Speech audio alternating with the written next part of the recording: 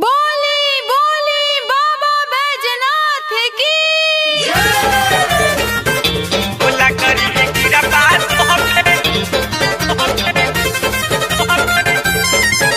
कि सुना ये नाना तो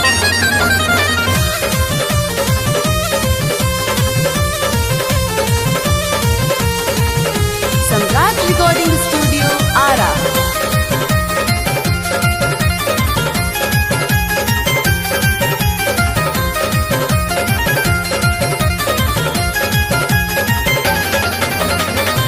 भोला करी है गिरा बात पे फेरी है धाया लावा कि सुना ये नाना दो भोला करी है गिरा बात पे फेरी है धाया लावा कि सुना ये नाना दो हाँ हाँ सुना ये नाना दो तमिली है मान जोग सजाना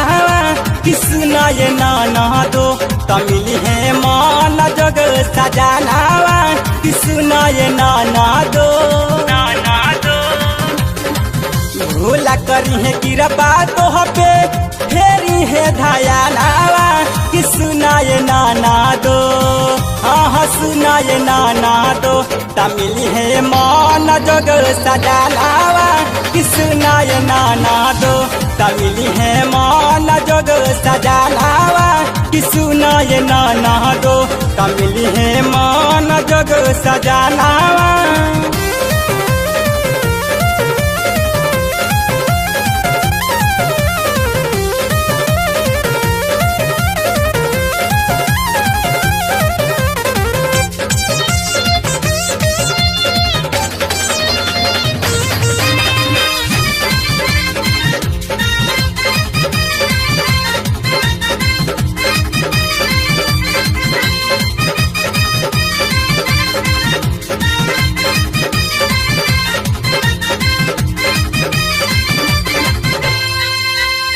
साचा मन से जे भी जाके जलावा चढ़ावेला सुना ये नाना दो सुनार फलावा पावेला साचा मन से जे भी जाके जलावा चढ़ावेला सुना ये नाना दो सुनर फलावा पावेला सब दुख टल जाई बन जाई कामावा कि सुना ये नाना दो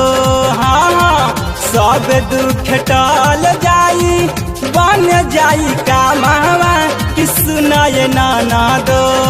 हाँ हाँ सुना ये नाना दो तमिली है मान जोग सजानावा कि सुना ये नाना दो तमिली है मान जोग सजानावा कि सुना ये नाना दो तमिली है मान जोग सजानावा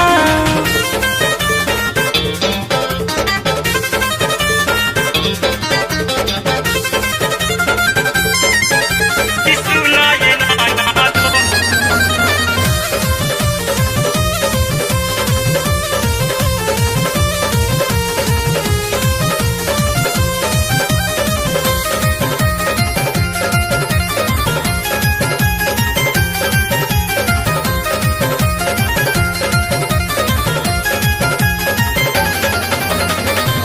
भोला के भगती में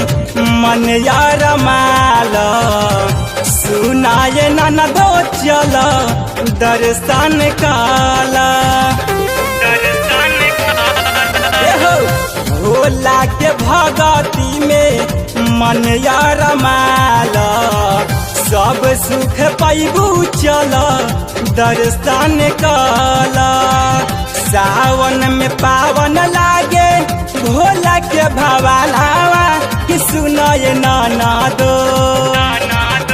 सावन में पावन लागे बैजू के भवालावा कि सुना ये नाना दो हाँ हाँ सुना ये नाना दो तमिली है मान जोग सजालावा कि सुना ये नाना दो तमिली है मान जोग सजालावा कि सुना ये नाना दो तमिली है मान जोग सजालावा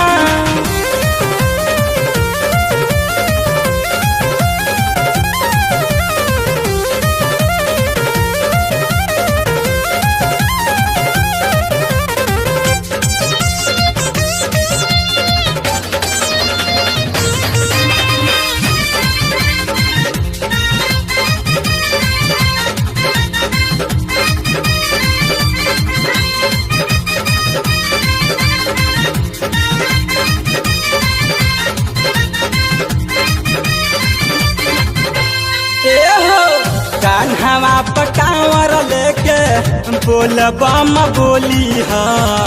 राकेश याना मोला जी के गानावा पडोली हा कान्हावा पकावर लेके बोल बम बोली हा राकेश याना मोला जी के गानावा पडोली हा हर दम लिखेले गान से भोला के भजनावा कि सुनाए नाना दो हर दम करेले छोटू भोला के गुना गानावा कि सुनाए नाना दो